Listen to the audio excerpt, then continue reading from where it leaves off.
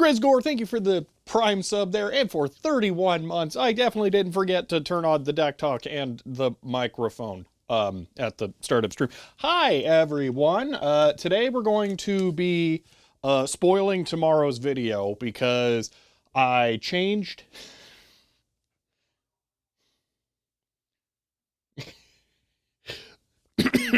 Philip, oh my gosh, sorry.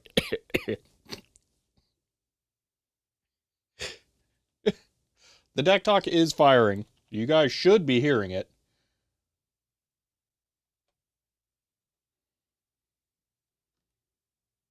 I'm hearing it. Why aren't you guys? That's weird.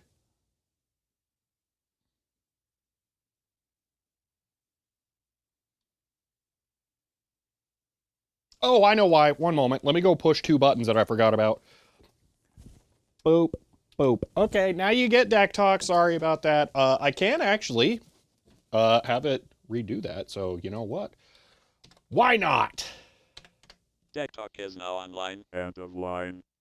Grizzliker subbed as Prime and says 31's T-Day for the 31st month subbed. End of line. Philip Andrews subbed as Tier 1 and says last of the 4-bit numbers. End of line. Spisopmad subbed as Tier 1 and says dang, I was hoping to practice my lip reading skills. End of line. Chlorocoon says CHEER 100. Did everyone get that? As there will be a short quiz later. End of line. Vitokanev subbed as Tier 1 and says in the beginning were the words and the words made the world. I am the words. The words are everything. Where the words end, the world ends. You cannot go forward in an absence of space. End of line. Fuzzball Fury subbed as Tier 1 and says I'm currently 2 hours into a 9-hour print job. Please send good 3D printer vibes. End of line. Those don't exist here. Philip, thank you for the Tier 1 sub and for 15 months. Spies Mud, thank you for the Tier 1 sub and for 30.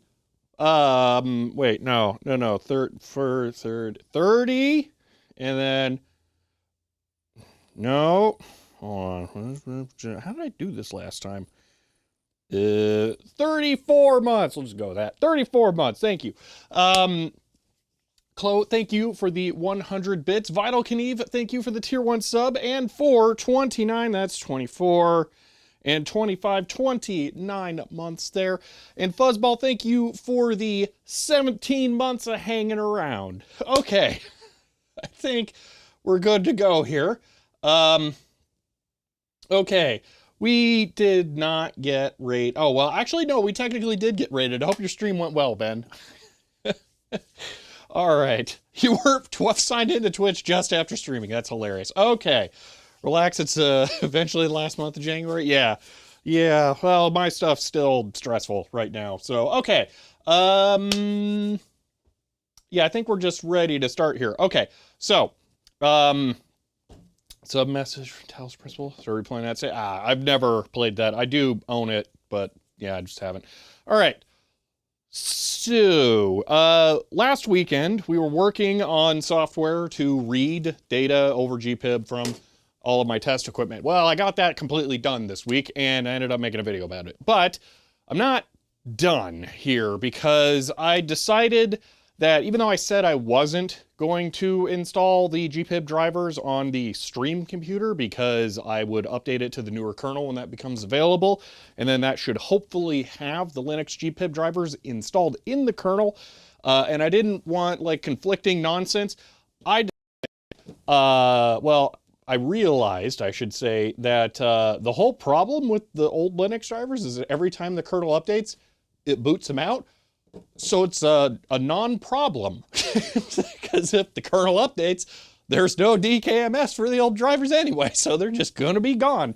So what was I worrying about? So today we're going to compile the drivers, install them on the stream computer, and then download the current version of the software and set that up so that we can finally view GPIB test equipment on streams every time I turn anything on. So that's the goal. It's pretty much everything should work today, so I'm not expecting this to go off the rails too much. So let's see how this goes. All right, compiling on stream. I mean, yeah, it's gonna go pretty fast here. All right, let me start out by doing this. Hey, look, it's a stream, and there's what we actually want to look at. Okay, so we're downloading this for like the 1 billionth time. You know what, this is a really awkward spot to sit. Unless I already have it downloaded. I don't know if I do. I do not. Okay, so we're gonna go ahead and download this again here. Jinxing out by saying you don't expect to go too far off the rails. Frankly, I've done this like 3 times in the last week. I can't see how I'm gonna screw it up from here, so. All right, actually that's not what we want to get cloned. If I remember correctly, this never works. Or does it work when we have a web browser that was updated within the last 3 years? Okay, that's the secret. Yeah, okay. We're going to no rails, yeah. All right. So we're going to do a quick git clone here. Then we got to compile the 2 thingamajigs. I was going to say, oh no, we have to restart the computer to make this stuff work, don't we? But that actually doesn't matter. So I might have to. But oh well. All right, here we go. So the kernel drivers. We're going to have to install a bunch of garbage, aren't we? Okay. Sudo apt install flex bison automake, and then it was like lib something or another, lib tool. I don't remember, whatever. Okay. Let's just do that. Not automate, automake. There we go. And I like how that was the only one I couldn't find. All right. Let's see. Oh yeah, just so it doesn't look weird. There. Okay. Alrighty. So now make. I don't even know if we actually need libtool or not. We'll see. If I installed build essentials, it might have even fixed it too. The cables near the ultrasonic cleaner have always been there. Those are the cables that charge everything. So the headphones and the mic battery and all that fun stuff. So yeah, no, those were already there.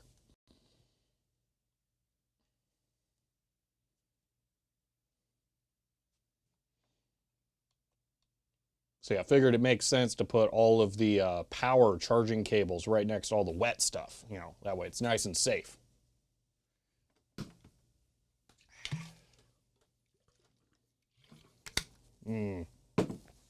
Coffee. All right. That's how you do it.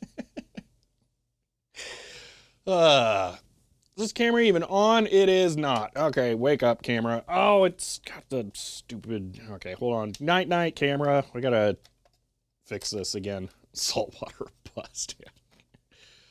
At least we're not using this currently. The thing came loose again for the billionth time. All right. There's the flathead. Probably migrated to the bottom because I don't use them that much. All right, that's good. Now sudo make. I gotta say, that was actually noticeably slower than on the Threadripper and on my i9 laptop. So who would have guessed that more powerful computers are faster?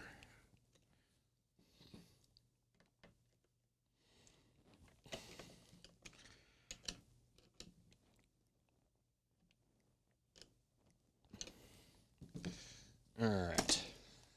Decided there's no good deal, but not Home Depot. I know, right?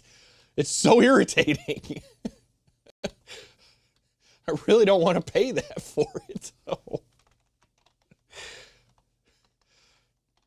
I've been trying to think of other options, too, but just nothing seems like it's usable.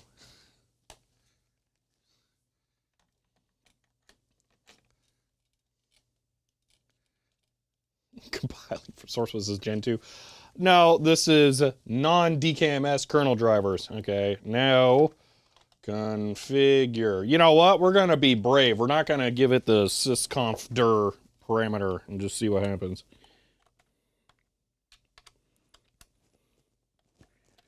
All right. Kitchen island under wood workbench is best choice. Yeah. As far as I can tell, yeah, that is going to be the best choice. I was thinking about getting like 3 filing cabinets instead of half-height ones, because those would fit and be like way cheaper. But I don't know. If no, this week was actual video stuff, so I have not made more progress. My next objective is making the workstation usable. So, yeah. That may happen tomorrow morning. I don't know. If not tomorrow morning, then Sunday. Because tomorrow morning I'm probably going to go to the post office, which really wrecks my schedule. Did that just work? I think that just worked. Okay, so now we need sudo ld config. All right. And then we need sudo group add gpib. And then sudo user mod dash a dash capital G gpib user. The fact that I know this command offhand right now is a problem. Can they just have like service door dash for the post office? Yeah. Well, in this case, it's my fault because I have the P.O. box.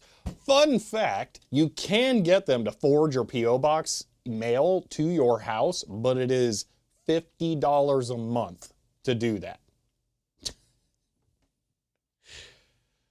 Why dash G today? Because I wasn't thinking about it. That's why. Okay, isn't the idea behind post that it comes to you? No, because I have a P.O. box to hide my home address from people sending me stuff.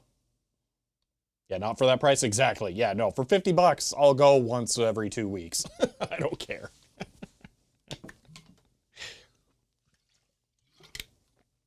It's not terrible, actually. I mean, not for you, but in other situations. Yeah. The downside is that you have to be in the jurisdiction of that P.O. box. I mean, you have to be anyway to get it registered, but I don't think they'll forward to like another state or something. Okay, and they're probably going to be even pickier about stuff then. Like every now and then I manage to skirt by the rules for like weight and size and stuff, but if they had to reship it from there, probably not. Because they technically never take it anywhere when it's oversized. They just yell at you when you come pick it up. REDSHIFT 1089 subbed as tier 1 and says, End of line. Redshift, thank you for the tier 1 sub and for 33 months. I appreciate that.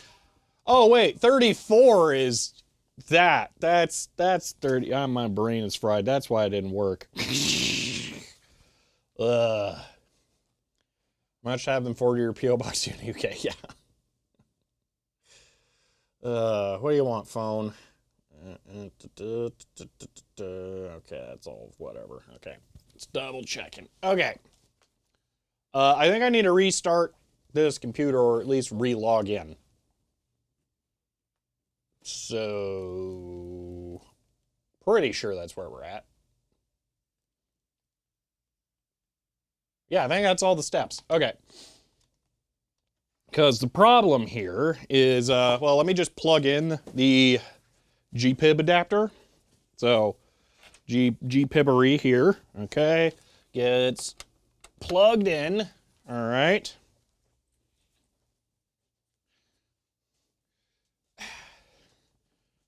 Listened a minute ago, looks mint. See, I don't know that I'm willing to save $50 to not get it new. Like, is 1/6 off worth it? I don't know. All right. Sudo gpib. No, because it's in Phoenix. Yeah, see, that's the other thing. Config. Wait, what? Is the gpib config tool not even in here? Oh, you know what? Did I do? I don't think I did. Sudo make. Actually, did I even do make? Hold on, make. I don't even remember if I did make and make install. I think I might have just done configure.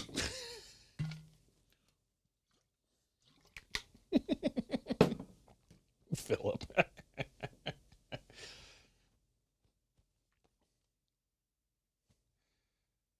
But you know you TZAC'd him. Oh gosh. What's going on? We are compiling the GPIB drivers on the stream computer so that I can just have it run on there, because I don't want to have to involve another computer in this, I've decided. Once this happens, I do have a bonus objective for the record. We're going to redo the VGA capture setup for the HP 16500C because it's borked, as you'll see. Well, we don't have to take it down. We just have to recalibrate the Extron for it, essentially, because it has no idea what is going on. Okay, now sudo make install.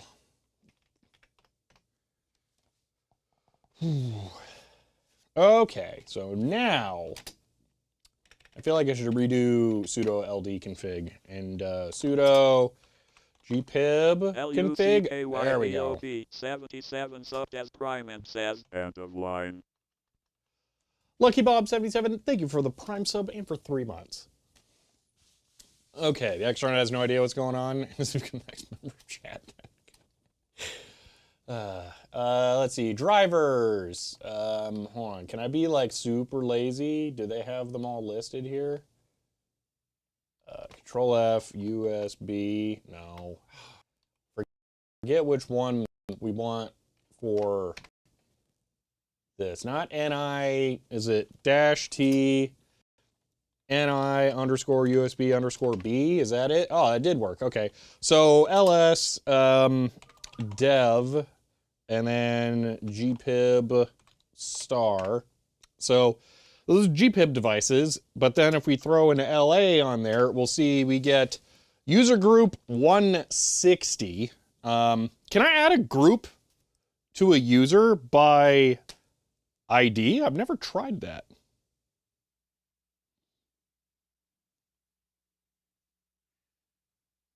And it does look pretty perfect.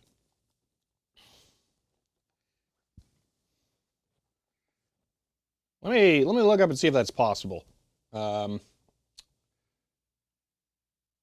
Or am I gonna have to, I think I should just reboot. Okay, I'm gonna reboot real quick because we need to do that to get the gpib driver to show up correctly here.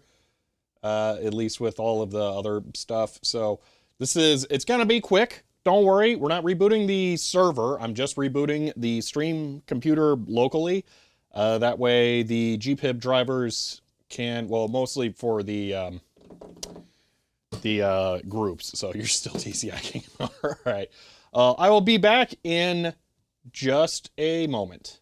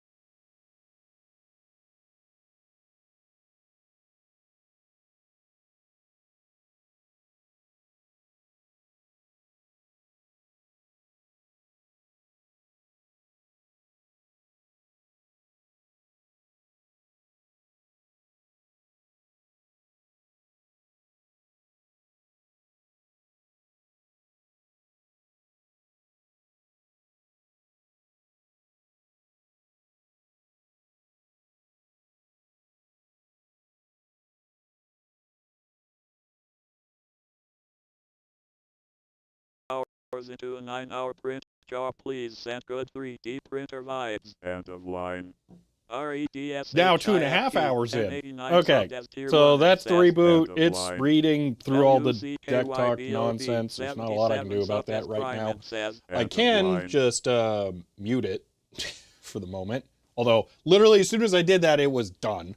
So, okay. Alrighty.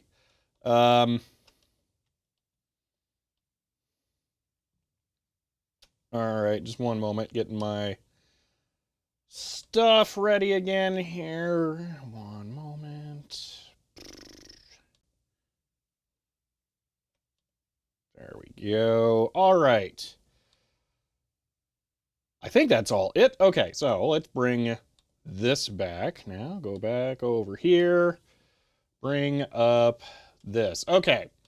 So Linux GPIB, we do need to rerun this, which will enable the David GPIB Fenton says, adapter. "Do not ever mute me again, CHEER 100. End of line. David, thank you for the 100 bits. All right. So, all right, start your predictions. Am I logged into GitHub? No, because why would I be? That would be nice.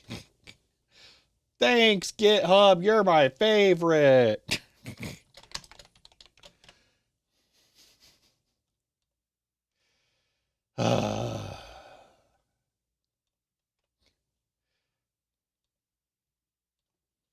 Okay, git pull. No, it's clone. Pull should work too. Git clone. Oh no, that wasn't where I wanted it. Oops. Let's just move that there. All right, there we go. Okay. Now, I do need to not have this be on the same port as the other web service. So let me just fix that real quick like here. Pull over, no wins. Yeah. Okay. Where's the, yeah, 5001. Okay, we're going to make it 5002. Oh, it's incredible. Okay. So now I should be able to run stream gpib. No module named gpib. Uh-oh. That's not good. Need one of those fingerprint readers to have to type your passwords on stream. Oh no, it's really easy. I just make all my passwords password. Then it doesn't matter if I type them on stream. All right.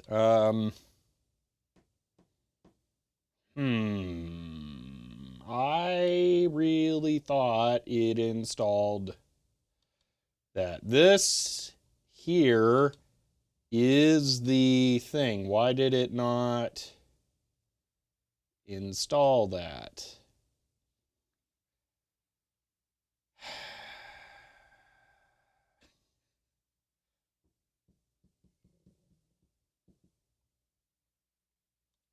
Is pip3 allowed on here? I'm going to guess not. Pip3 install dead gpib devices. Stupid external nonsense.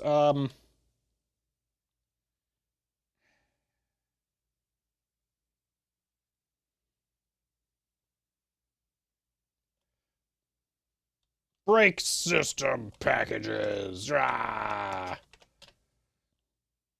Okay, well that, okay.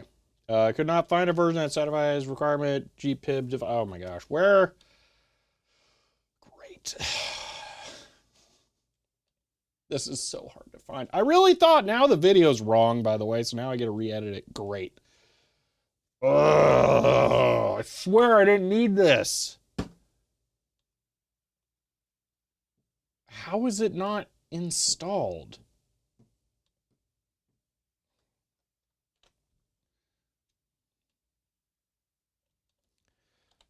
On 3, import gpib. Dude.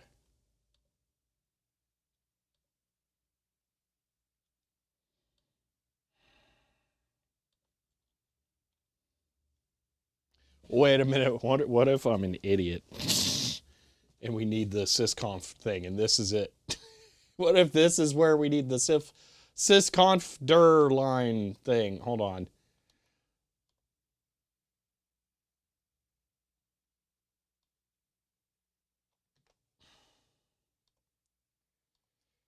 So Ben, that happened with the server rendering it. I re-rendered it on my desktop today, and that most likely won't have the lines. At least I don't think I've ever had that on there, but I have had issues like that on the server. I've had that with both the 1070 and the 2070 that's now in there. So it's not the particular GPU, which is weird. So I don't know. Python binding, yes. Ah, okay, that may have done better stuff there. Willie Fleet, thank you for the tier 1 sub and for 24 months. I really appreciate that. Thank you. Know why the server do that? I have no idea. I think computers just hate me. Okay, make. Boom. You know what? We probably need to make clean. Hopefully this is smart enough to not have that wipe the files from the configure.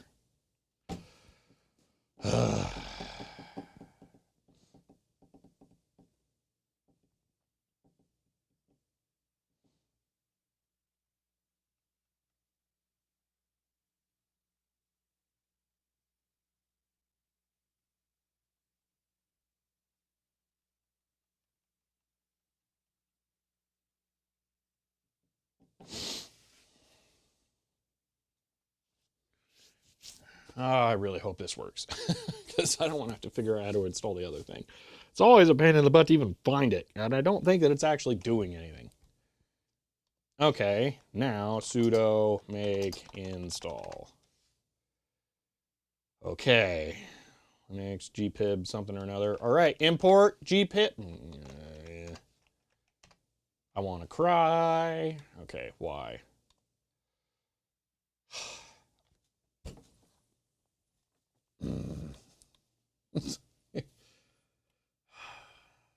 Hey, Wesley.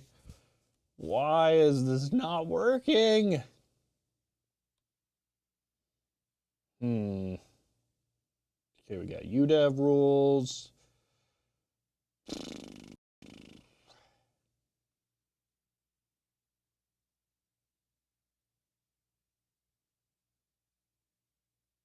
Why are you not installing language stuff?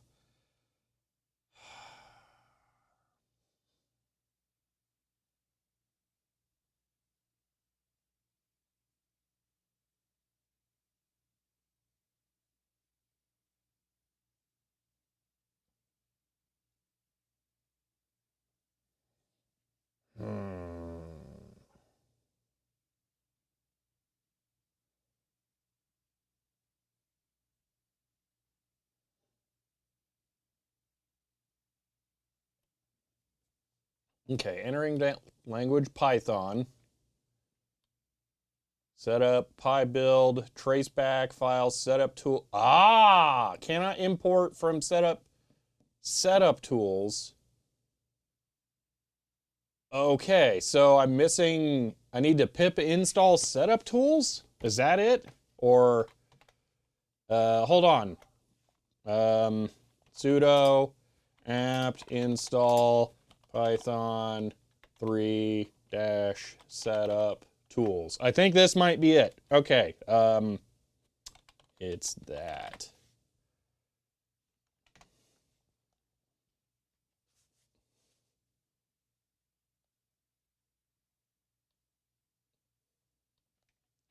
All right, go. All right, and that's the best chips, Philip. You win. Okay, import gpib. Woo! Okay.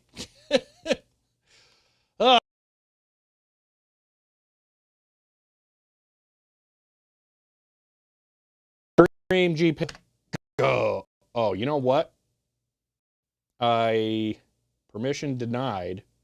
What do you mean permission denied? Groups. I'm in gpib. Gpib dev. What? libgpib is board. Open to fail device. Permission denied. ls. Dev. gpib. Star. Dash LA. It's 160. It's not. What? Cat, etc. Group. gpib. It's 1002 though, not 160.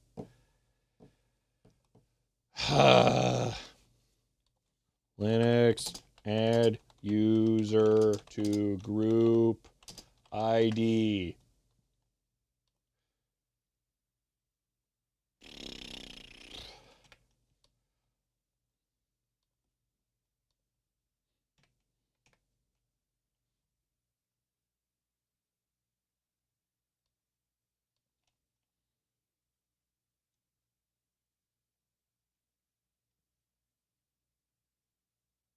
I don't know what you mean by user group versus system group. Oh, the one. Oh, I didn't do it with sudo, did I?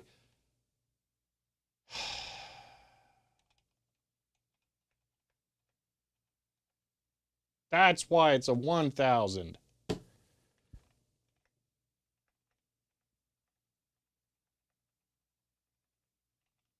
No sudo group add. All right, hold on with your thinking I'm wrong. Oh, it is that. Wait, what? Oh, no.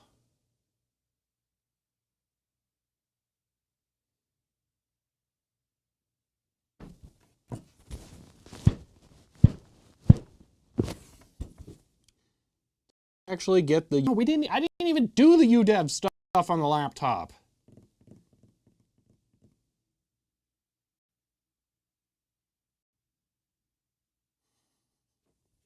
Dude, this stuff sucks.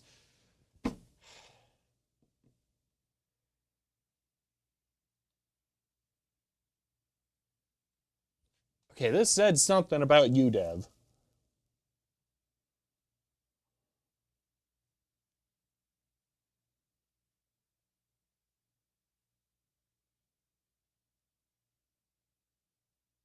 No, I've never done UDev stuff on the laptop for the USB GPIB adapter. We did it for the workstation that's down here, not for the laptop. Oh, yeah, let's do this.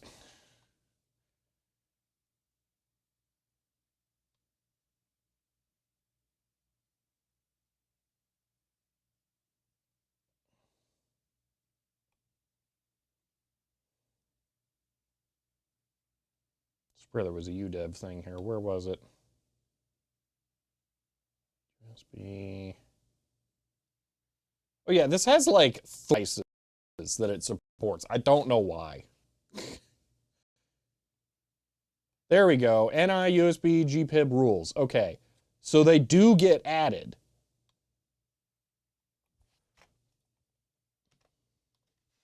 That was sudo vim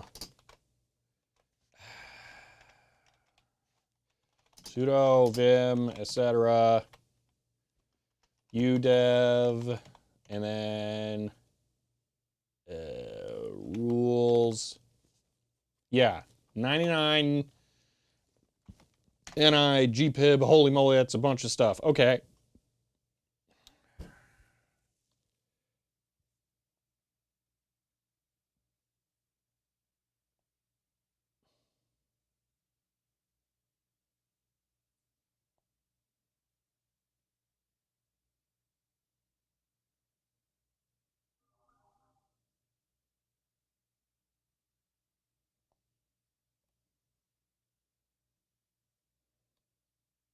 I believe that one should be mine as well as this.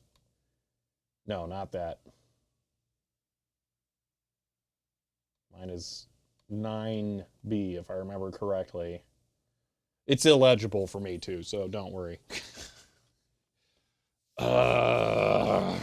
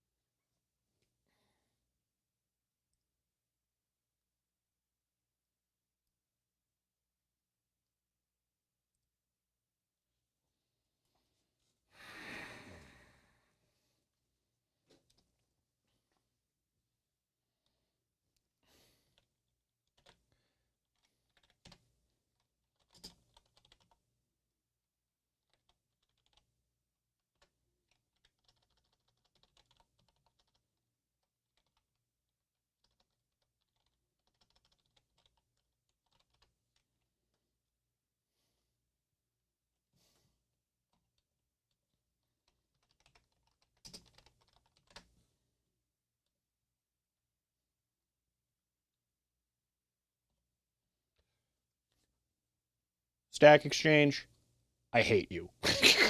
Just 1/4 of the screen every single time.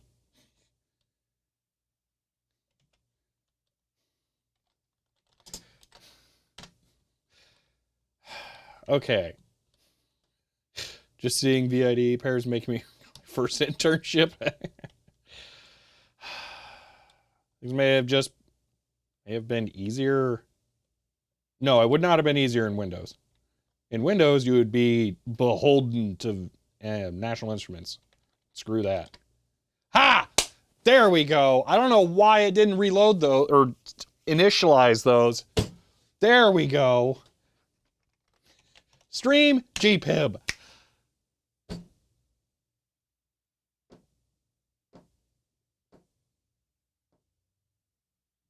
Um...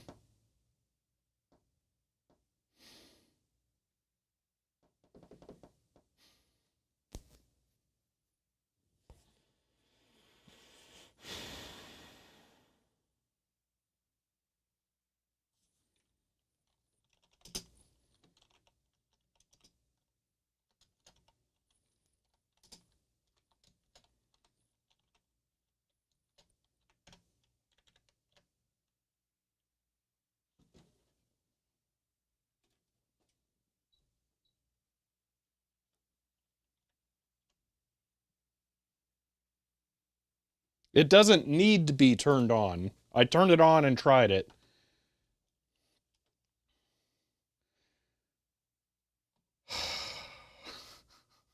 Dude.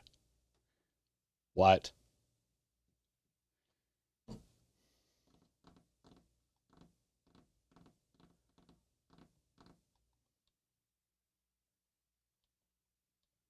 No listeners currently addressed.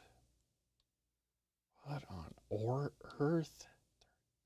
But why does it fail on the 34401A?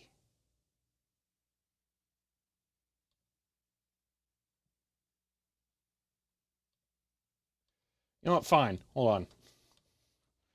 Goodbye, 34401A. You sucked and we hated you anyway. Okay. It's not turned on and it shouldn't have to be. The MM3 is not defined. I know it's not defined. That's my fault.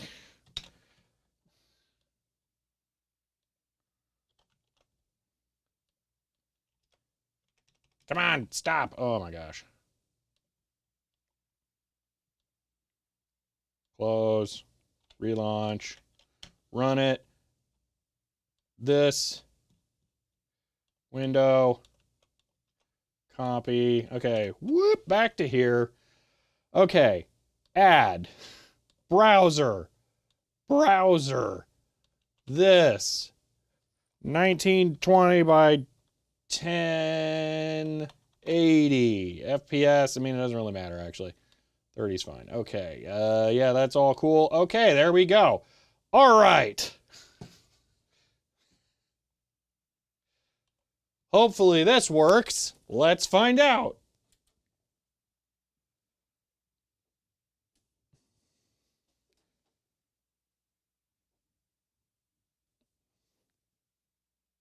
Oops, 16500C turned on. Sorry about that.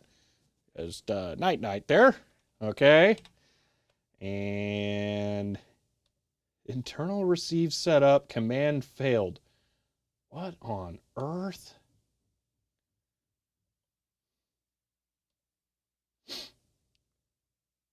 No, Ben, for the program to work, the device does not have to be on.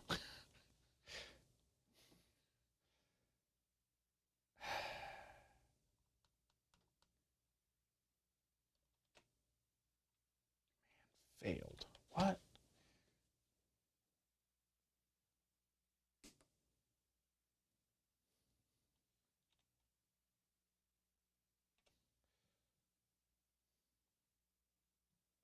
This definitely just wants to drive me nuts.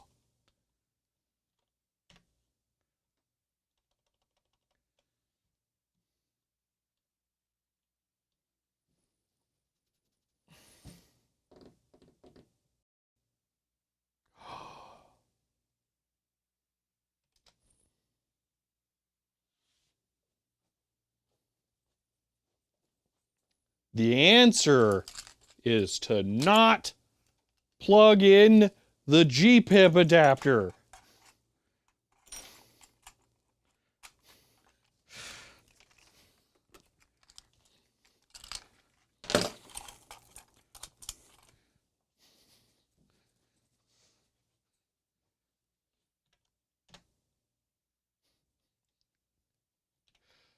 Boom! There we go. Let's bring in the 34401A again. All right. That's right. We invented wireless GPIB. What? Okay, the 34401A is still broken for some reason. I don't know what's going on there. There we go. Oh, man. All right. So if I turn on the other 3478A here, there we go. That one fires up. I'm going to turn on the other 6633A here. It'll take it a second, but there it is. So, yeah, there are all of their... What? MTXYZ? It's almost like you knew what the problem was. Yeah, I had two plugged in. Duh. All right. Let's try turning on the 34401A. when this starts now and see if it'll work when that's already running. Okay, if it's running, then it'll work. So there we go. There's every GPIB device that we can address all at once now. Okay.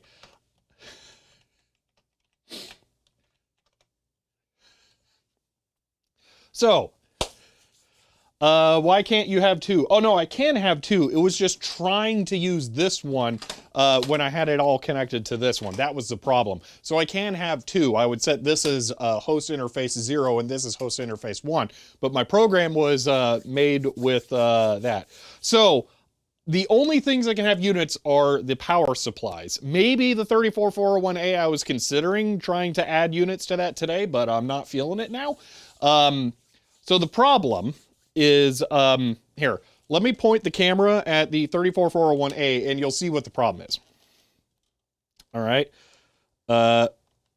And this is a problem that is always going to happen with the 34401A, but we can avoid with the other ones.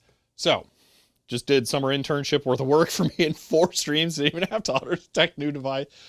I didn't even have to auto detect new devices. Thought they worked on listen address and multiple would be fine. Yeah. Found 500 megahertz HP scope of the dumpster. Oh my gosh. It's broken from bad solder joint under the BJ CPU. Ooh, ouch.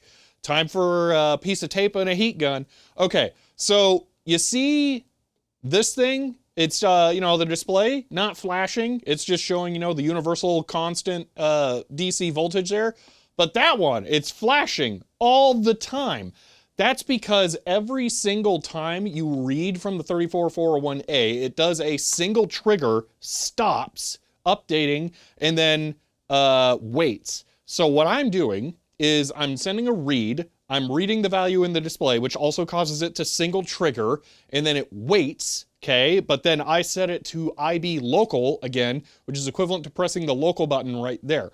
So every single time I try and read from this thing, it stops and then has to be put back into local mode so that I can change the settings if I want to. These don't do that. You can just read from them and the buffer always contains this value. It does not contain units for the value, but it contains that value. Now, if I try to read the units on this, it will do what this does. And I don't want this. This sucks. I hate this. So never having units on these is worth it to avoid this happening because this is a much smoother operation. So like a 34 has over a dozen significant digits. Yeah, it's ridiculous. Technically, it's only one more than the 3478As, by the way.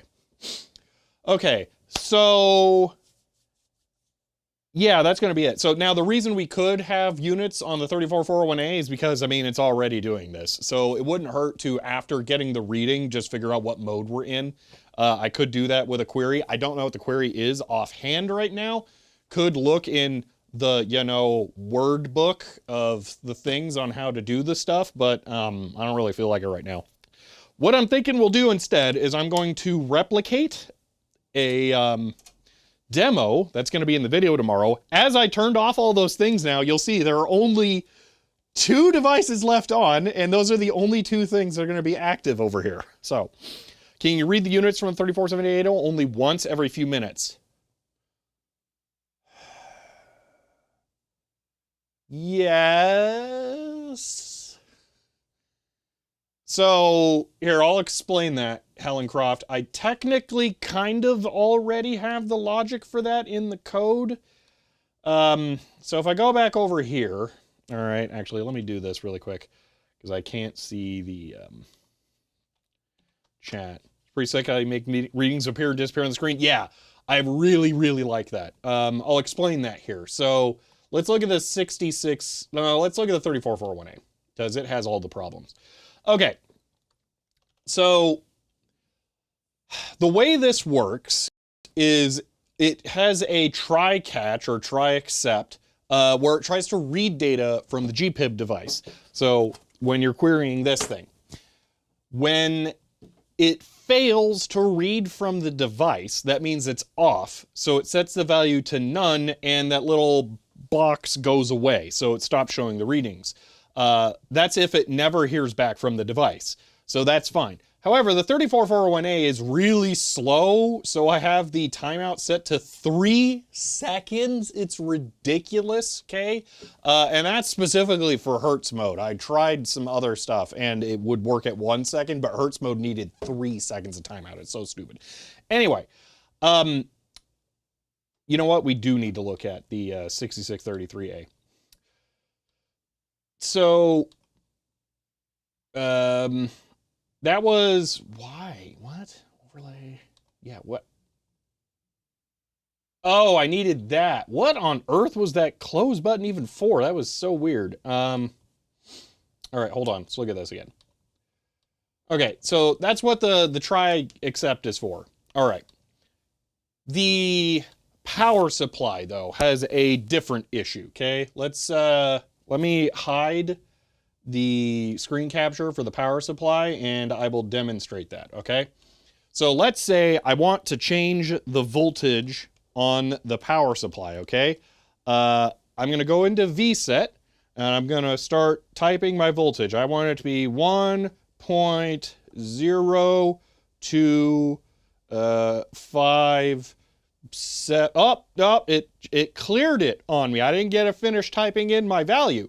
So what happened there is a remote query happened and that closed the UI. So every single time a remote query happens to get the readings from the display, it will interrupt whatever I'm doing. As a workaround for that, what I've done is I've added an interval number that you can set where internally it'll try to call this value this many times before it'll actually let it through. So every 10 seconds, it tries to read the values on there. Now, I don't have multiple of these. I could have multiple interval delays like that. So I do have logic in there for that, but I just didn't do that. So why use Hertz mode if you can have a GPID frequency counter? I mean, should I go buy a GPID frequency counter? There's one for sale for, I think, $250 near me. Also, it comes with an HP 16500B.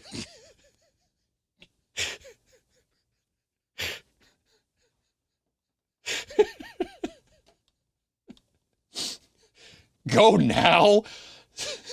Right now? That's not even the best part, all right? The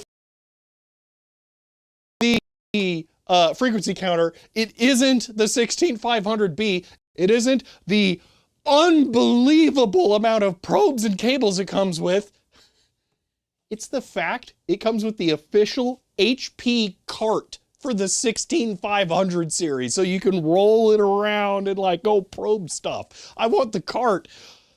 The downside is that it comes with the cart. It's huge. I don't have anywhere to put it. Go now. You're still yapping right now. If you don't buy that, I'm going to visit you and glare at you and not getting it. I mean, I really want it. I really replace a table with a single cart for stuff that I could all already do. Get rid of the plasma or Hydro Thunder. Yeah, no. Sure, while you're still here, you can live under the cart. You guys already complain about how messy it is in here, okay? Doing that only adds to the messing.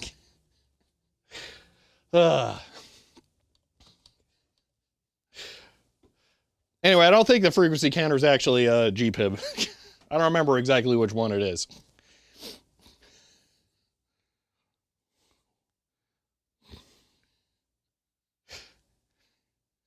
No, it adds a cart. 100, we complain about everything. It's our nature. And a line. Use the HP cart to store the 3D printer. It comes up from a Google search straight in Phoenix. That's a little concerning. I do want it. It's just like, it's not that big. Go for it.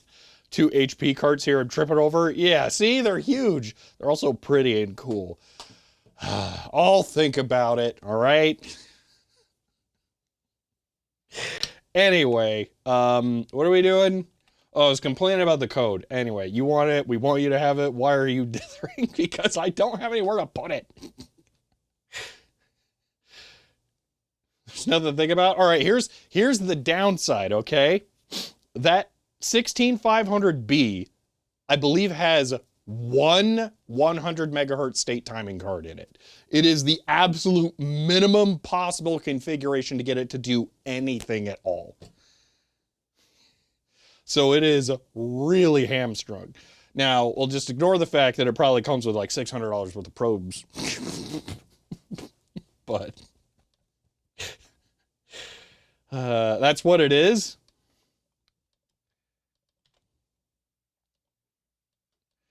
HP. You guys are all looking at it. Is that what it is? I don't know that it is what it is.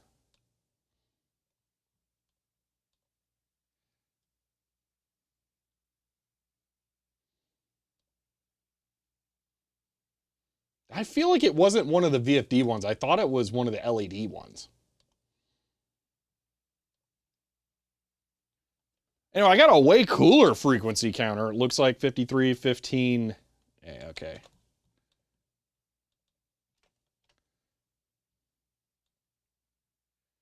Yeah, so older VFD. You know what? Hold on. That might actually be in something I got here. We can find out. That looks old enough.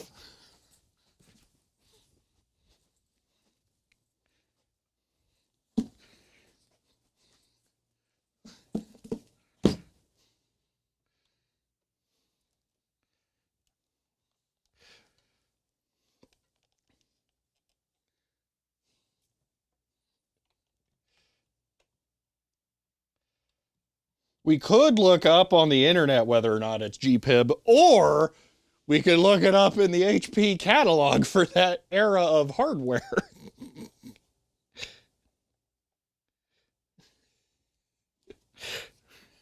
So let's see, frequency counters. Okay, so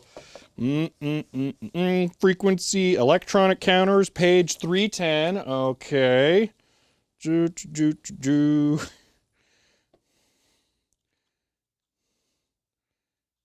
All right. Electronic counters. No, they don't all have HPIB. All right. Let's see. It was 3550. Oh, wait, it's HPIB. There we go. HPIB. That's it. It does have it. Okay. You have the right year catalog, I guess.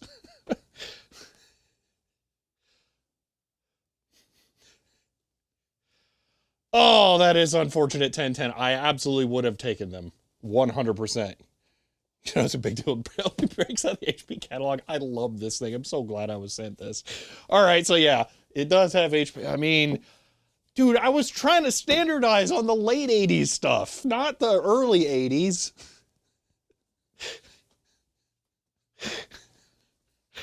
That would be wrong.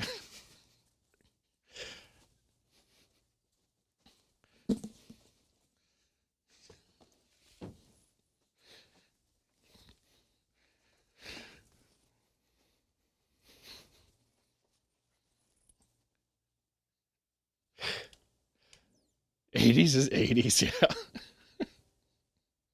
It wouldn't fit. I only have, I mean,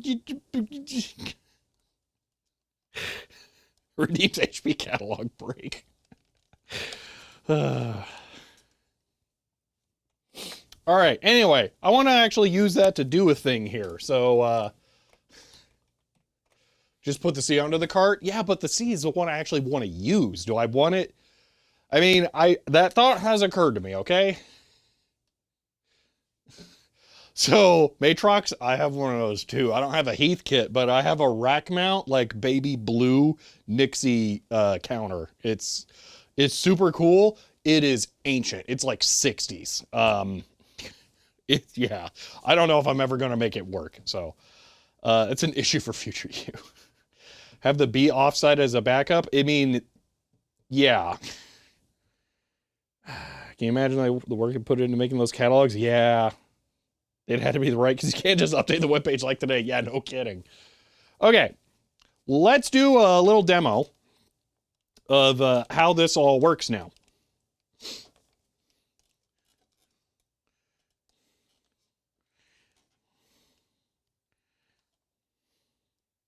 This is literally the exact same demo you're going to see in the video tomorrow.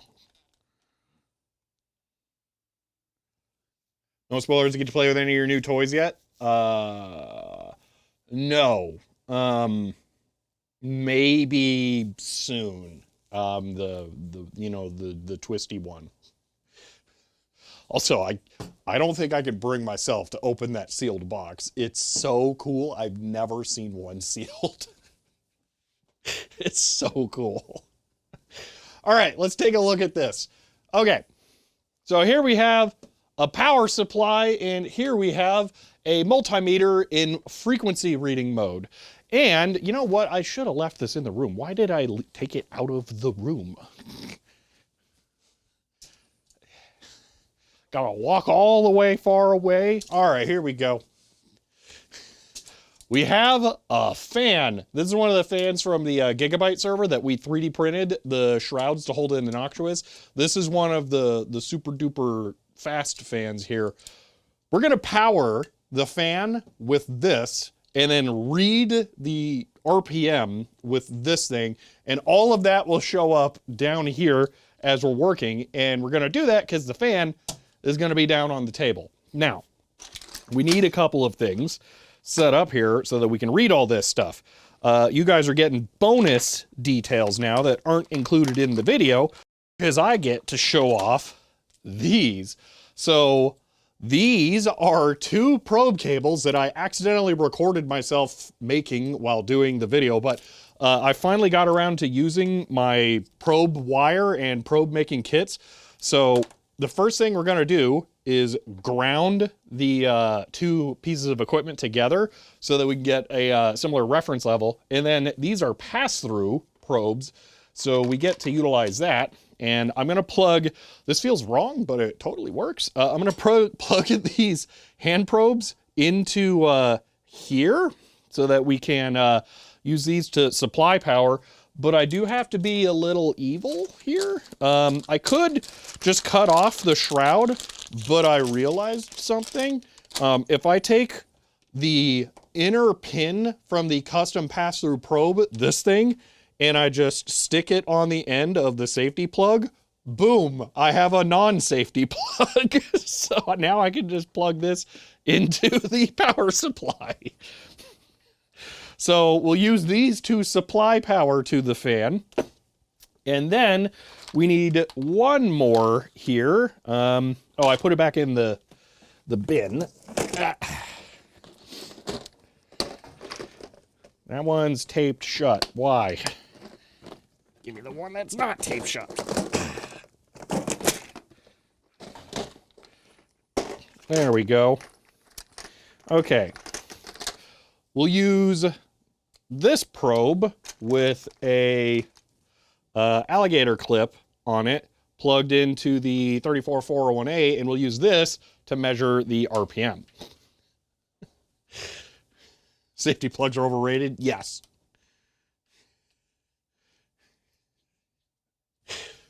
Let's admit frequency mode is least use function on your multimeters. Yeah, it's pretty, like, you gotta have like an exact use. You've defeated HP safety engineers, next boss fight. No, see, it doesn't support it. The 34401A works with the safety plugs. It's designed for that. This thing is not. So I can't use the safety one, so I have to work around it. It just predates that. The funny thing is that there were safety plugs before that. This Simpson 260 here has reverse gender banana plug. So it's the female jack that would have a sleeve around the outside. I have literally 0 probes that will work with this thing, but that would be the other way to make it safe.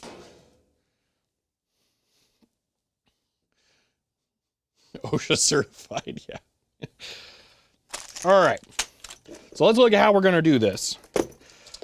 This connector is black, red, and the two reds are joined together and the two blacks are joined together. So this makes it super easy to connect to. We're just going to plug one of the needle nose probes into the black one and then skip over 3 pins and connect it into the last right one. With that, we can power the fan. Then I just need a single jumper wire. I could grab another needle nose probe, but it's kind of tight. So we're going to use a jumper wire. I'm going to put it in the RPM sensor on the fan and then just clip this in. Boom. We're now ready to power the fan and measure, excuse me, and measure the speed. So let's set the voltage to 12 volts, and I'm going to set the current to 0.5 volts. Okay. The fan should kick to life in a bit. There we go. And the readings should update down here. Why the RPM on the fan is insane when it first starts out. So power supply, bam, there we go. The voltage has dropped to about 5 volts, but the current is 0.5 amp.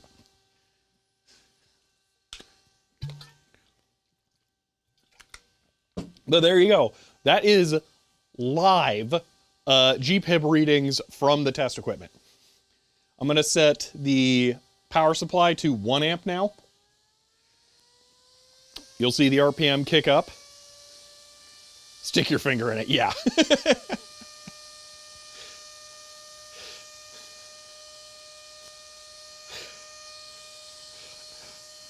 But that is really nice, isn't it?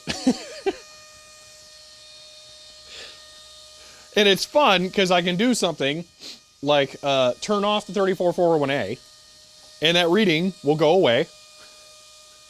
And then I can turn it back on. And then it'll come back when it's ready. There it is. And then I can set it back to frequency mode after it sorts itself out. There we go. Oh, it's not happy. That's interesting. I don't think it's responding well.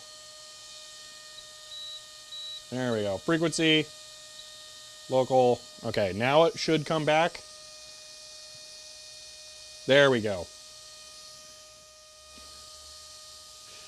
Needs a little mini graph. No. No.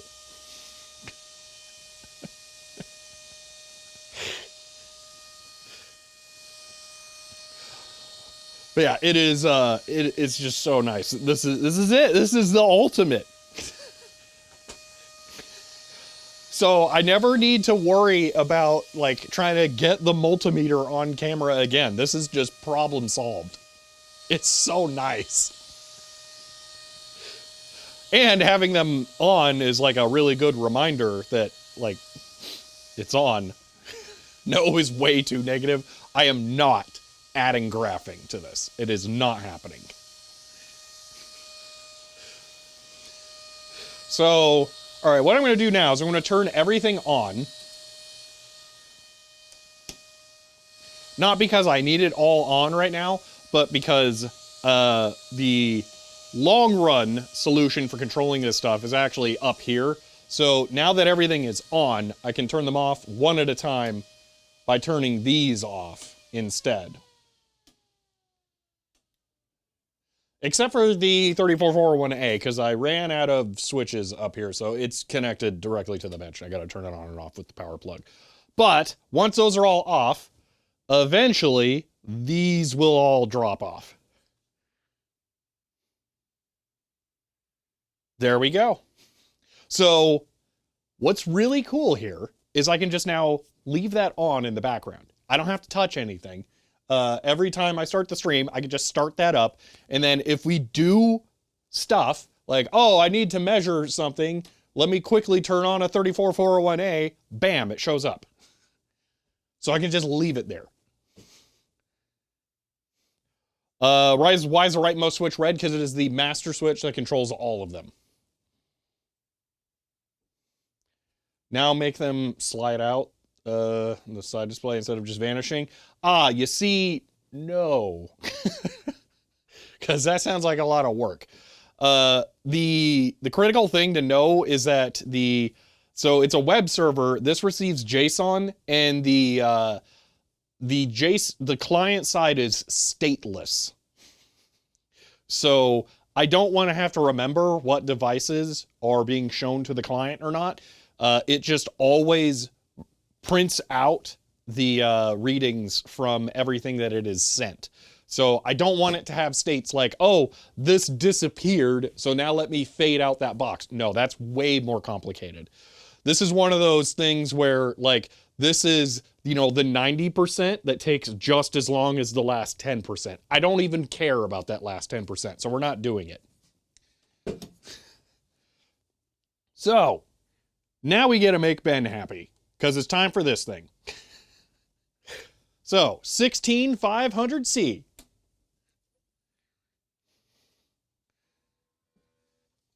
Stream bottom right, most displays TT logo overlapping it on YouTube.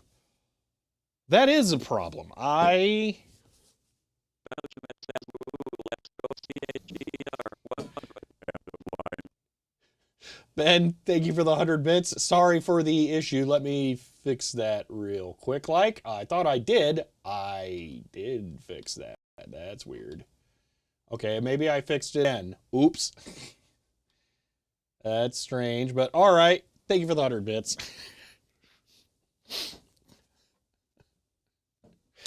All right. So, why 16500C? Well, we're going to be doing some video capture stuff. So, I'm trying to get the web browser to show me things. Okay, VGA scaler. You know, let me just go push all the buttons on the front panels. That'll make this easier because they're labeled correctly. Okay, so the scaler 16500C is this. Okay, there we go. All right, you can't see it yet, but this is what the video capture of the 16500C looks like right now. We need to fix that. So the problem here is nothing to do with the video itself. It has to do with this. So this is the Extron control for the scaler. We need to retune this to what the 16500C's, video looks like. Let me just quickly put this back where it goes. Okay, did I read that right? There's a button on the front to turn off the touchscreen. Yes, there is. Here. So like how the multimeters have the remote lockout mode, this can be toggled on the back end through GPIB. So if you're running a test and you don't want some Yahoo coming up here and messing with it, you can just disable that, but they can override it and then come change stuff. So that is for disabling that as an indicator like, hey, don't touch it. All right, we got to figure this out now. So control, I don't remember what the resolution is on here. HP 16500C resolution. It was something weird like 384. Yeah, so 376 by 369. That's weird. Okay, so let's try that. What on earth?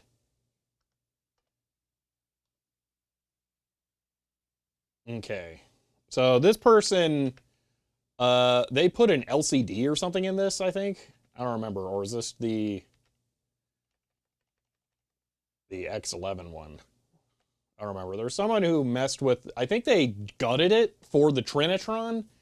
And then they were trying to figure out what the display stuff was. We'll just assume that Google's scraped this web page correctly. 576 horizontal. So total pixels 576, enter. Okay. And then 369 for that. 369. Okay. That's almost better. Okay. Background looks like, yeah. Whoever designed that color scheme had eyes like mine. Oh, the original one. Yeah. Yeah. So for those of you who aren't aware, all right, this is what the original HP color scheme looks like. That is one that I customized because I wanted it to not look insane.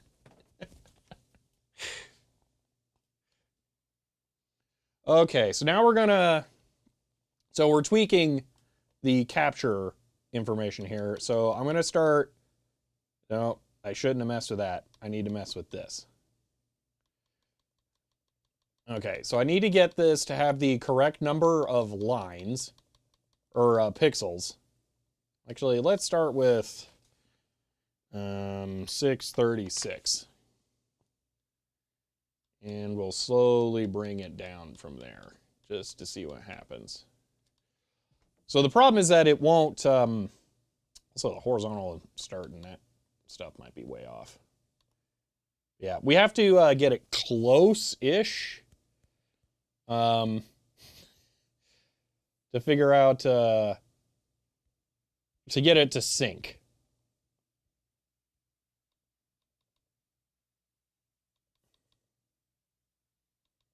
I don't know which direction we're gonna have to go here. So there is some guesswork in this. When the oscilloscope be the proper tool to figure this out? This is more fun, granted. Not really. At best with the oscilloscope, we could guess, but we're just guessing here too. So the unknown values are we have the front porch for the horizontal sync and the vertical sync. Background makes me sick. At least it's updating slowly. There's not a lot I can do about it. That's literally what I need to fix right now, is that looking like that. Anyway, what the value that we need to find will not be countable in the oscilloscope because we're going to have the random video and then it's going to go black and then stay black for a while, and then the horizontal sync pulse will happen and then it'll go back and then start doing it again. I need to know essentially how many pixels there are that are not being drawn at the end. That's the value that I need to know. Are the numbers quoted there the visible pixels? So these are the visible pixels in a horizontal line. These are the total lines, I think. You know, now that I'm seeing this, I'm a little confused. There's no total lines and active lines. I don't know why those are different. That's weird. I guess I'll just hope for the best there.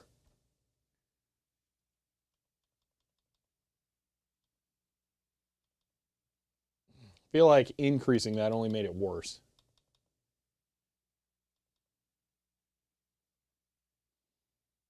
Total is active. Yeah, but there is no total, Majenko. That's what I'm saying. It's active lines. So yeah, we need to not. So vertical start, maybe that is kind of a lot of lines there. What does this change? Messing with that. Not a significant amount. Okay. What are we working on? We are trying to sync the video from the HP 16500C to my Extron VGA scaler, because a long time ago I put a VGA splitter inside of it, but the resolution is super weird and everything hates syncing to it. So I'm trying to figure out what the correct parameters are again for getting it to sync to this thing. Playing guess the timings, yeah, because it's a non-standard. So for giggles here, I'm going to have it re-lock onto this. Okay, that didn't do anything. So I'm just going to keep cranking this up a little bit here. I know it can do it. We've done it in the past. And the thing is, I think if I plugged it into number 5, it would work. Because I think I accidentally flipped the scaler and the direct 16500C input, but oh well.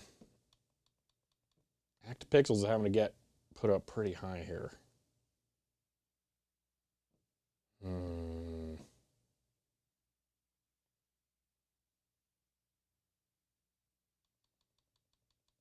gonna bring this back down some, see what happens. I don't remember how we got it last time.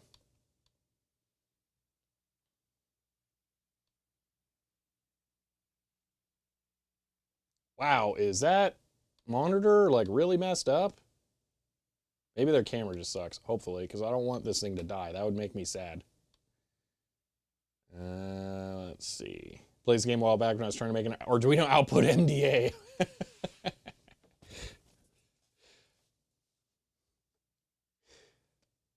It should absolutely would be not unreasonable. There's only, so that would be half of the total size though.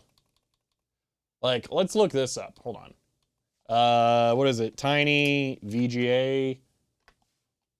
VGA, yeah. So 640 by 480, 60 hertz. Just as a frame of reference here.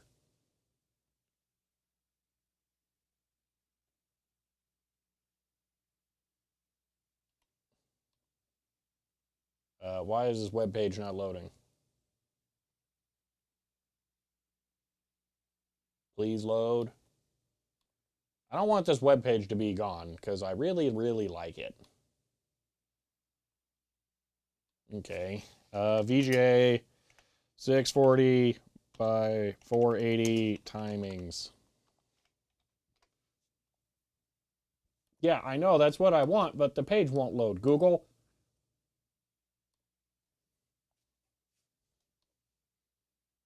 Okay, so don't care about any of that. So front porch is only 16 pixels. So yeah, background is killing the quality of the stream. I don't know what to tell you. That is the thing that I literally need to work on. So we can either have this and you can't see what I'm doing at all, or you can have it and then the stream gets wonky. So those are your two options. I'm going to set the horizontal start to 20, just for giggles. And vertical start to 20 as well, just because why not? Ooh, actually, I could literally see a difference there. Hold on. 100. No. Let's go 80. Let's go 180. Oh, okay. So I can actually see that making a difference. That's better, just not seeing what I'm doing.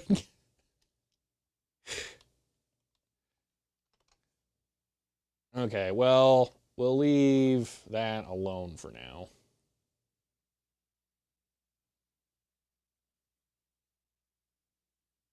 Okay, I'm going to try increasing total pixels. Oh, you guys have to see this. Sorry, overruling. Okay, so as I increase the total number of pixels, you'll see it gets real close. This is what we need to figure out. Yeah. So we can see there, we're getting it very wrong by about 50%. So we're going to crank this up a little bit more, and then we'll get it to sync again. Oh, that was close.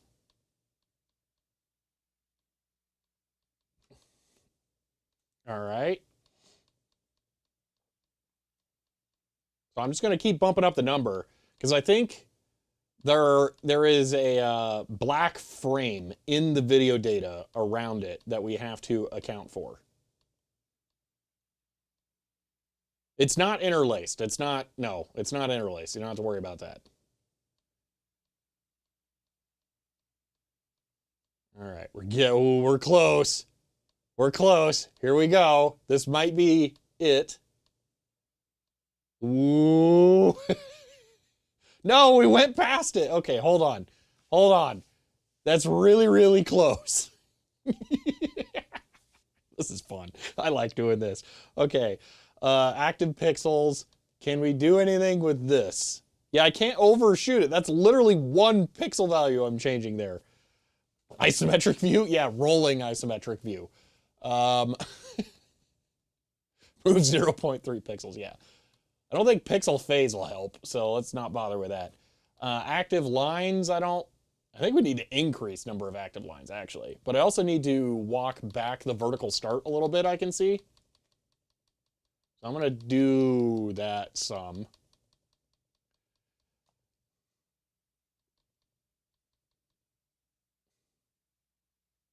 Oh, wait, no, I need to increase it, not decrease it.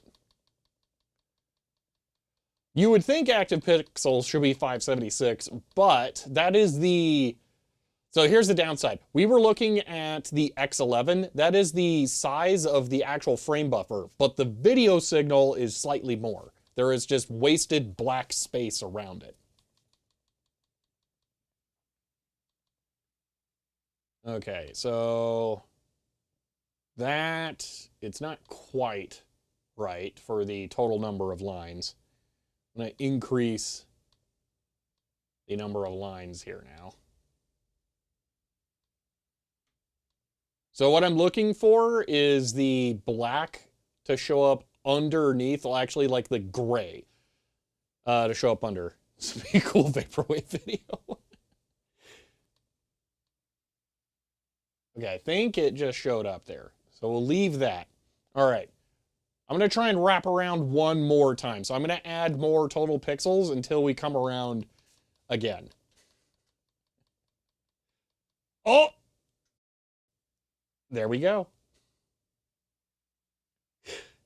It finally said, oh my gosh, I understand. Boom, active pixels 700, total pixels 704. Okay. So now, I probably, wow, that is tight. It's 700 and 700, that's not right. Okay, so there's pixel phase. Let's bring brightness way down and contrast way down. Screenshot time? You know, now that you say that, I think I did that at some point. I just have no idea where it is. There we go. That's it.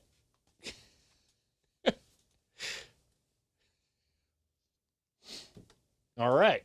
I need to bring brightness down a little bit still, but okay. Looking good? Yeah, that is way better.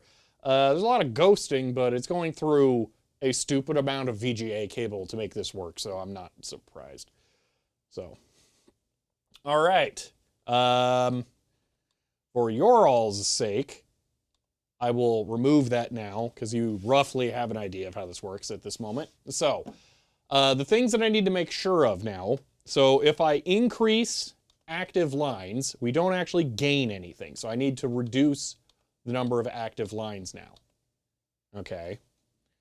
So I want vertical size is currently 1080. So I'm going to, you know what, I'll leave that.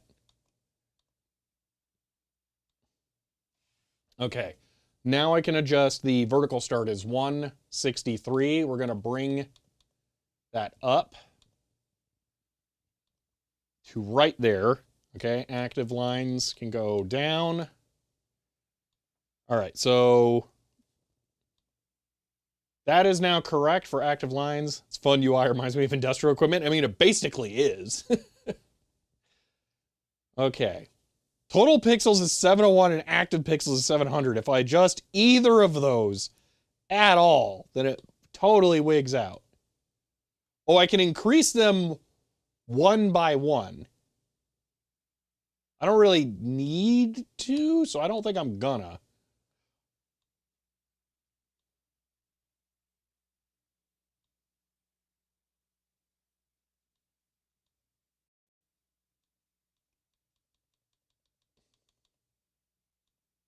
So, yeah, I do know what the pixel stuff is. It's just trying to figure it out for this is the problem. There is no great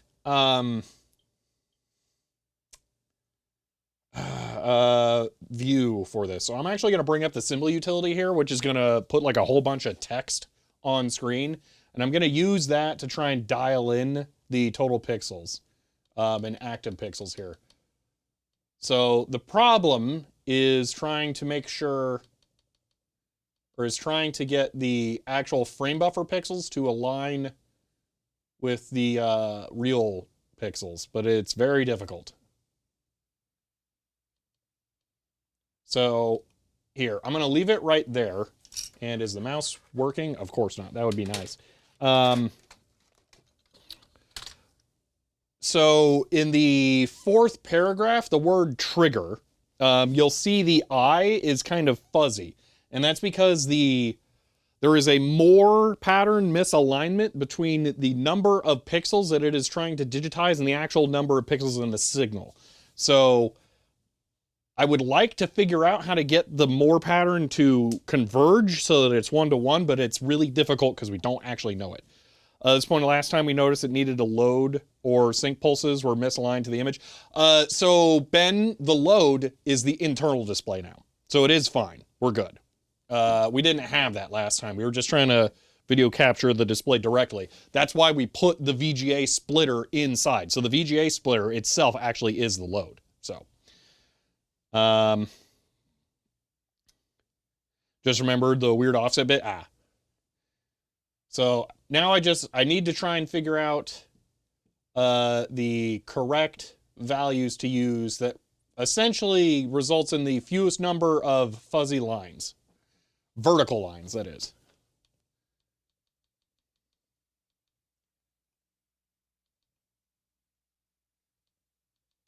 Unfortunately, there are a lot of knobs to twiddle for this.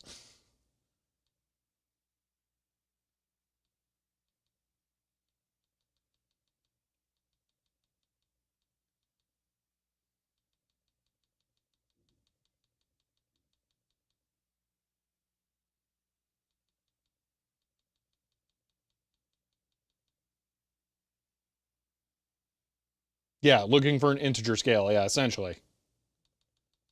Also need to remember each knob value. Yeah, that is a different problem.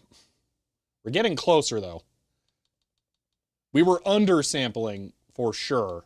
I would prefer to oversample. Ooh, we are close. We are really, really close. Okay, so one way we can tell, all right, I don't know if this is going to come across well on stream, but if I'm going to spam click reducing the total number of pixels, and you'll see as the video adjusts, it'll squish the video and it will do it within blocks. And there will become more blocks. So the quantity of vertical stripes that it is moving will increase as I do this. So that means we're going farther away from the value that we need. Now I'm going to go the other direction and the number of vertical blocks will decrease. And then we get to a point where it looks like the whole thing shifts. And that means that we're really, really close, if not there. So if we keep going, we'll see now we have about 3 blocks. So we need right there. That's the correct value. So now I can adjust the phase. And that will change the alignment between the grid or not. So if we can make the whole thing fuzzy and wobbly like that, that's perfect. So what I need to do is set it until it's not fuzzy wobbly. And that's it right there. So weirdly, that is 800 active pixels, the exact same as 640 by 480. Or that's total pixels, same as 640 by 480. active lines is 369 though. So horizontal sync is VGA, vertical sync is not VGA. So now I can change active pixels because that doesn't actually matter. And then I can make that squish over there.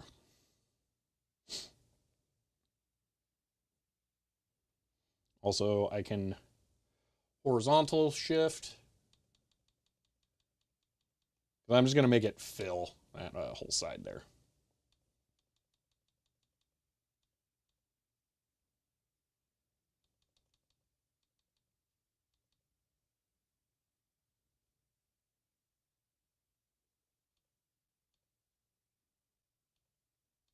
So I think I might need to move it down one.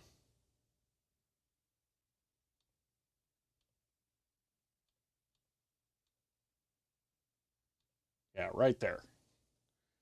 Okay. I think that's it. I think we're good. So, back to, let's say, oscilloscope card. Oh, yeah, that's so nice.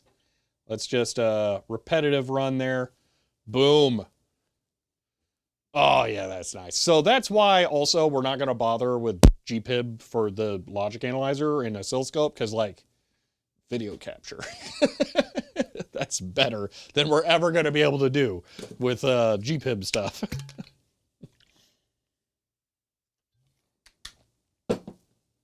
Okay.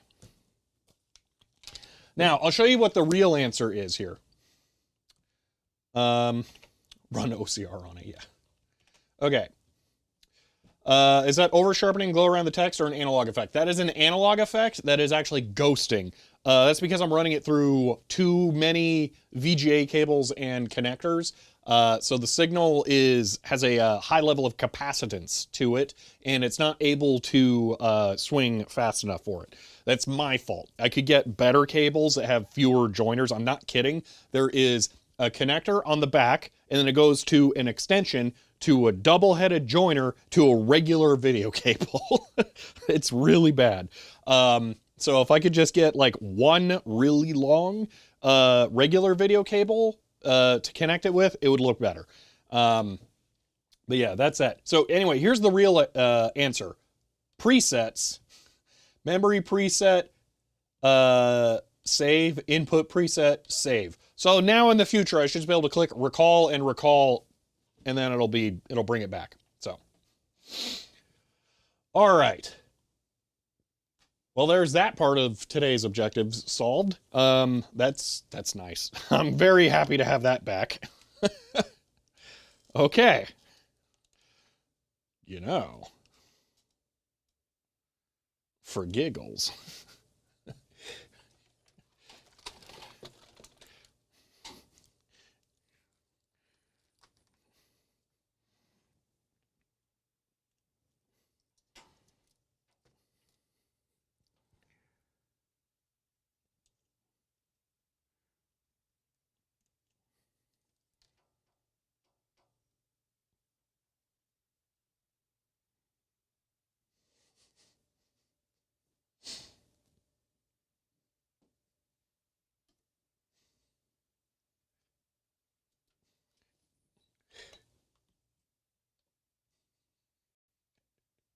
Let's have a little fun.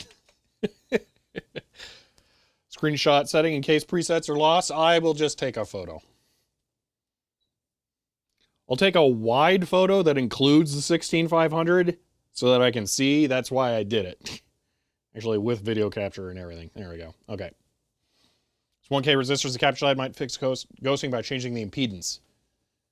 I don't know, actually. Maybe? Let's see, let's have a little fun and giggles are scary. Ah, no, we've literally already done this. VSET. Why did you error? Local.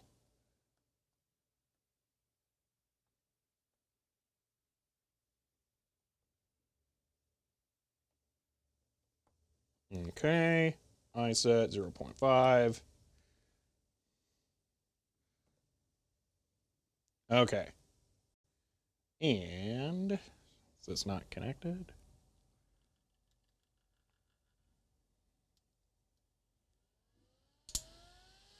There we go. Okay.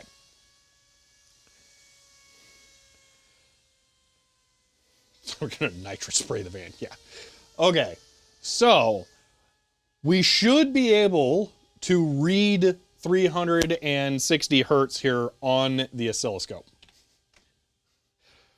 So we can see that. Oh, we don't. Why do we have a 3478A on? So I connected the yellow probe to the same signal that the 3441A is reading. So let's see if we can see that.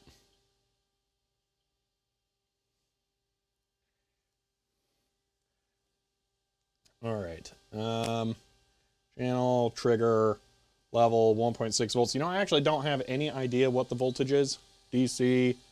It's 2 millivolts? No, 2 volts. Okay, so it's 2 volts for the value. As you can see there, 2.1 volts. Okay, so level 1.6, that should work. C1. All right, run. Auto triggered, but that's wrong.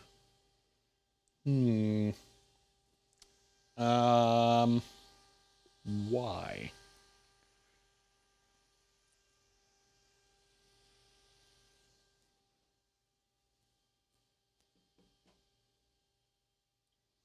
Hold on, I'm just gonna go ahead and get rid of all of the other ones that we don't need. Okay, done. Ah, okay, that's interesting. Channel.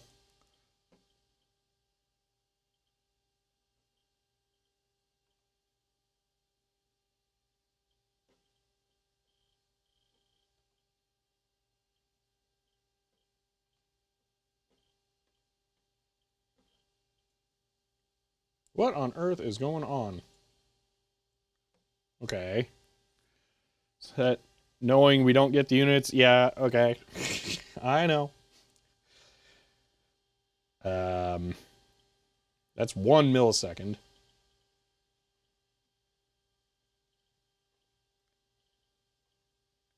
There we go. Okay. Oh, no, not quite there.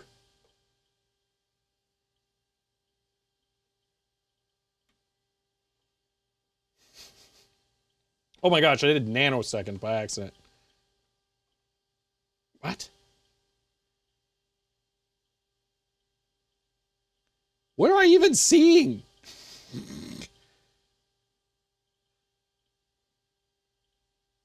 Okay, if we do this.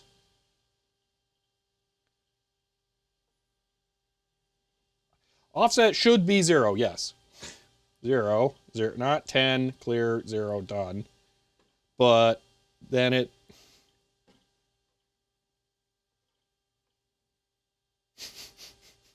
Why am I not getting values?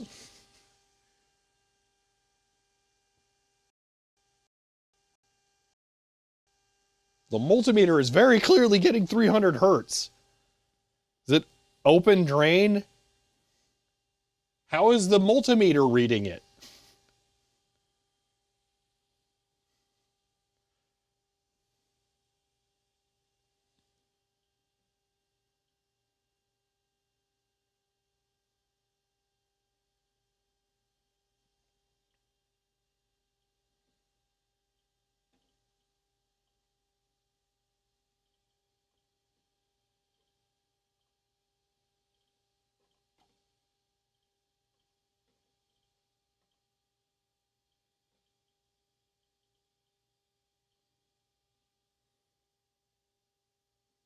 Meters is part of the conspiracy. Sensitive to measure the change of voltage picked up by the wire. I swear, every single time I try and use the 16500C, I always pick like the worst possible thing to try and measure, and then it just makes it impossible to learn anything on how to use it. Ground is connected, yes.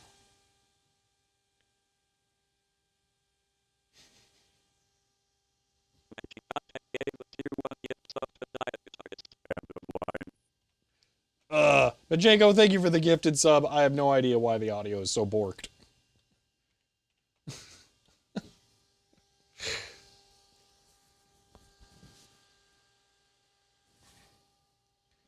sub as tier 1 and says, End of line. K Marshall, thank you for the tier 1 sub and for 26 months. I appreciate that. My apologies about the deck talk. I can't really get it to fix itself. I'm not sure what's wrong.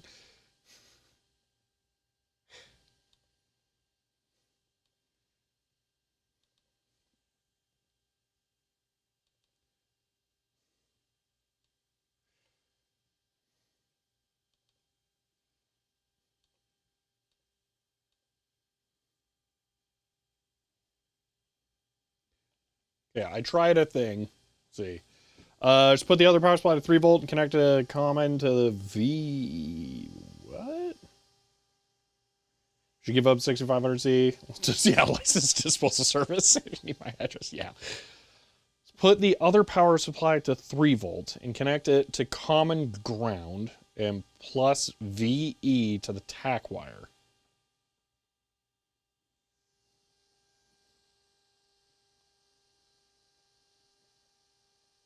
That's slightly difficult. I don't have another good cable for that, but I can kind of fuzz one. You have my curiosity.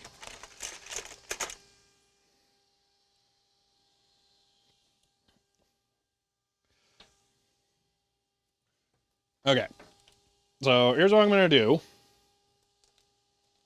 I'm kind of stupidly using the front panel outputs on this power supply when really I should be using these.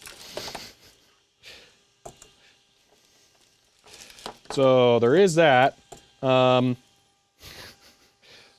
This is the 50 volt supply, which is this one. And this also, does this support safety jacks? No, why would it? Maybe I should just cut off all the safety jack stuff.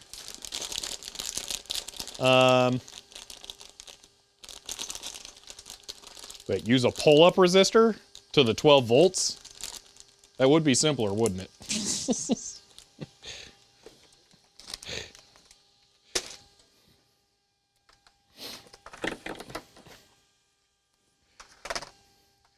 Okay.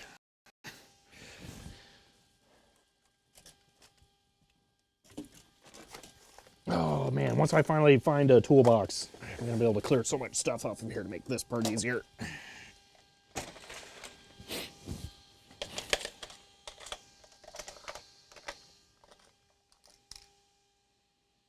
Okay, hold on.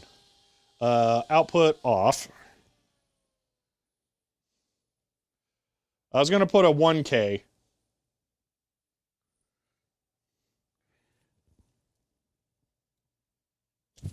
Ooh, still spinning.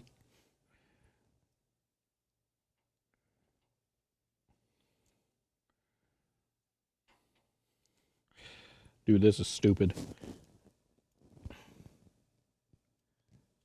Eh.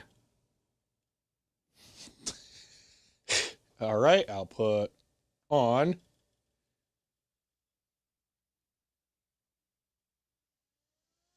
Okay. Run. Okay, the tack's still working on the 34401A. So the stupidity is the I mean, you kind of know. Just don't worry about it. 1K inadequate for. All right. Okay. Fine. Out off.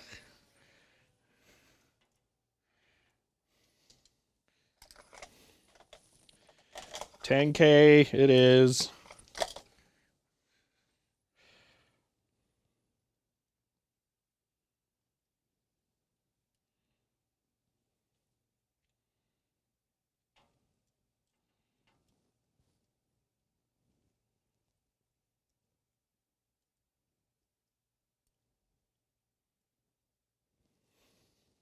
Maybe that's good.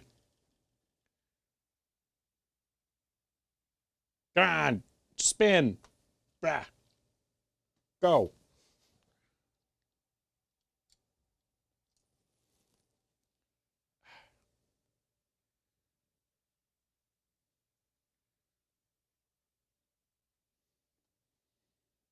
Okay, I think there's too much junk going on. One moment. Back it all off.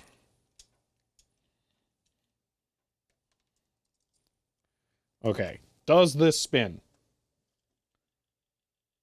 Eventually.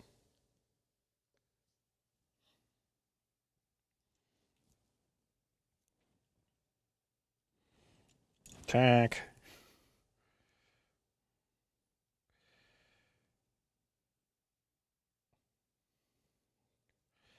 What can I do this way?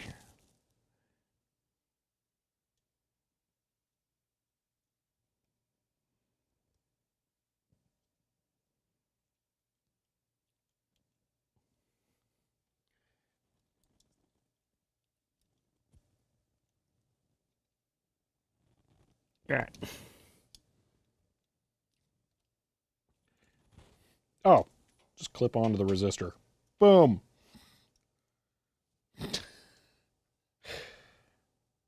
And then here.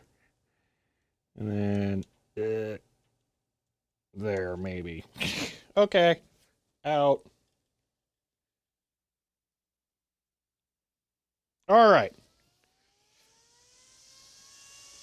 Need a better breakout solution. If I was doing this for real, I would develop one, but since I'm not, no. The probe is set to whatever it's set to. I'm not changing it. It is 10x.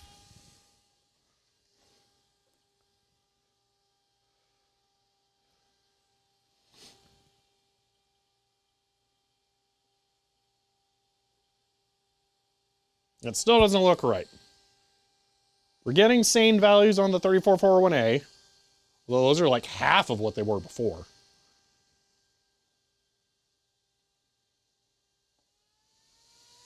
That's weird.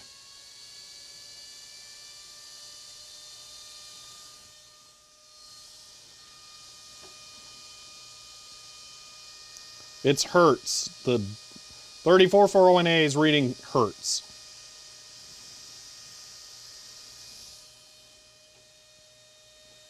The 16500C is reading nothing because it hates me.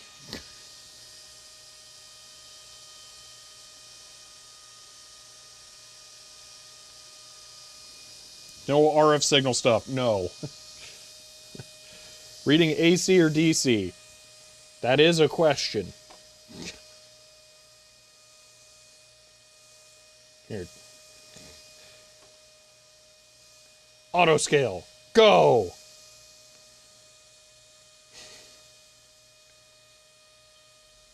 No signal found.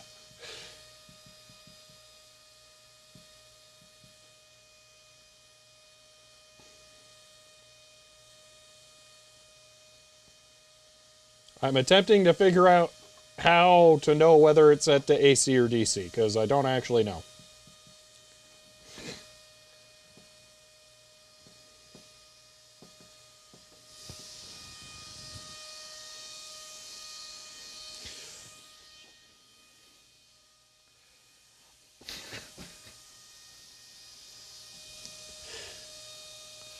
Set probe to 1x. I really don't want to touch the probe because everything over there is very fragile.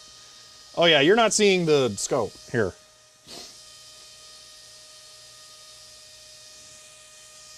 So, we're not getting anything here. There are only so many options here for the thing. I don't see one for AC or DC, so that's weird. I never even thought about that.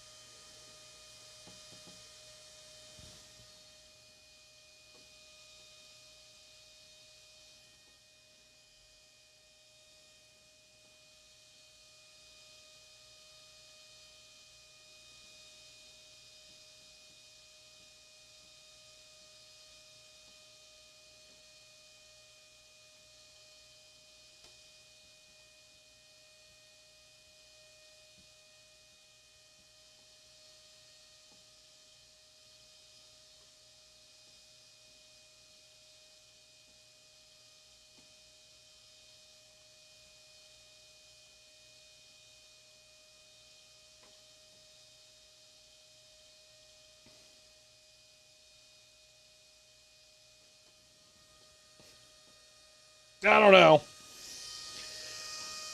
You know what I think?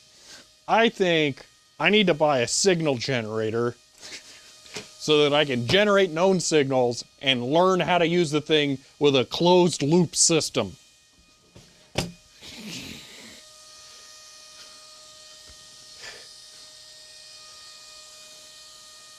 All right, 34401A disconnected. It looks about the same.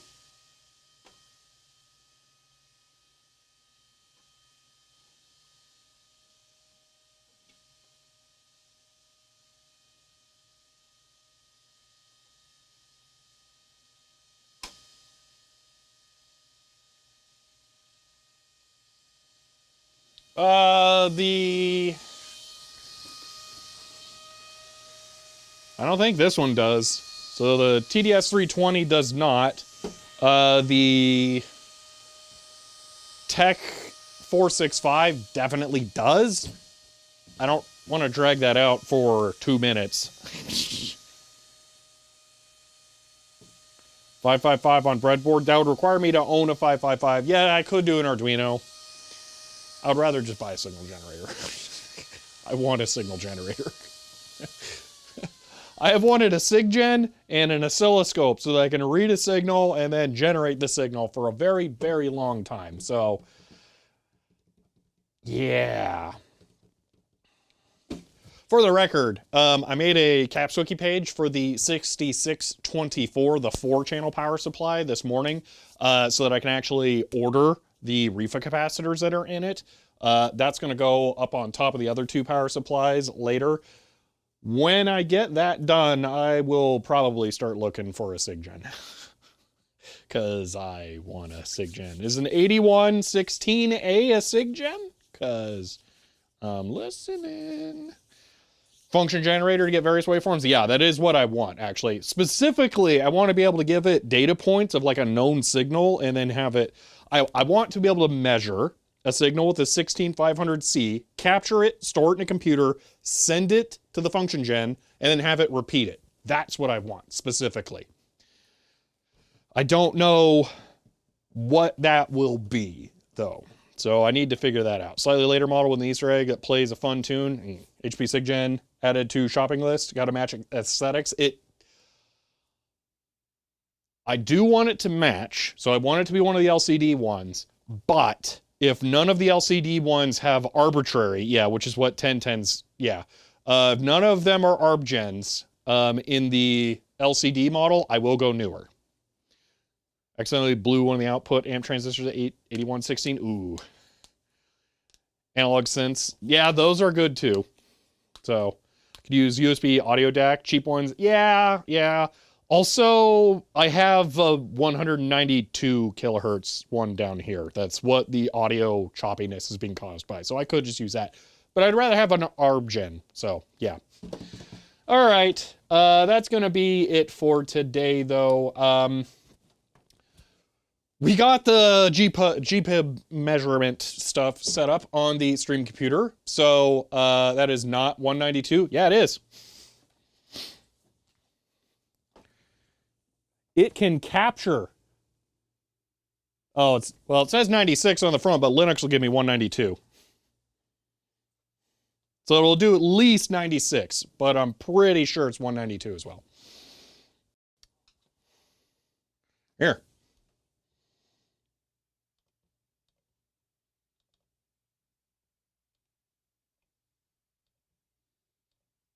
Boom, 192. I'm not using 192. But it at least offers it. What's tomorrow? Unknown currently.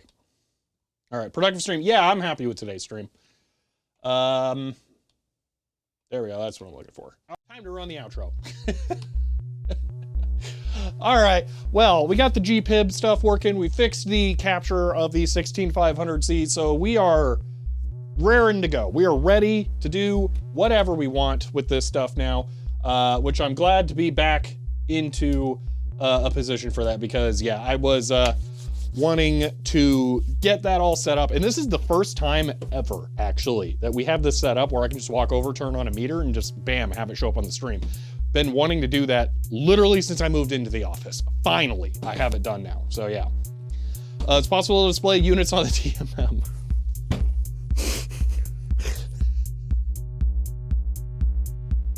I'm gonna have to do that on the 34401A, aren't I? I really, really don't want to. That's gonna suck so much. And then people are gonna you know what? I'm just gonna say no, no. Because the 3478As are never gonna have that. So I'm just gonna say no. Anyway, that's it for today's stream. I hope you all enjoyed this one. If you did, you may want to follow to be notified when I go live again next. If you want to help support the channel, you can get a shirt like this one or find me on Patreon. But that's it for now, and I will see you next time.